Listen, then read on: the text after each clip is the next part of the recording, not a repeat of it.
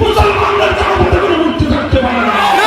নবীরা একযোগে গোটা বাংলাদেশ থেকে সমস্ত ভাস্কর্য মূর্তি ভেঙে গুড়িয়ে দিয়েছে। আগস্টের বিপ্লব এটা ছিল তৌহিদ এবং একত্ববাদের বিপ্লব, শিরকের বিরুদ্ধে একটা বিপ্লব। এই বিপ্লব পূর্ণাঙ্গ ইসলামী বিপ্লব না হলেও এই বিপ্লব ইসলামের আগমনের আগে পূর্বাভাস। প্রতিদিন সকালবেলা যখন সূর্য উঠে, সূর্য উঠার ঘন্টা দেড়েক আগেই পূর্ব দিগন্ত সাদা হয়ে যায়, সুবহে সাদেক হয়। সুবহে সাদেক হয়ে দুনিয়ার মানুষ বুঝতে পারে আর কিছুক্ষণ পরে সূর্য উঠবে। ঠিক তেমনি আমরা বলতে চাই, এখনো বাংলার আকাশে ইসলামী বিপ্লবের সূর্য উদয় হয়নি। আন্দোলনের রাজ করতে হবে, শহীদ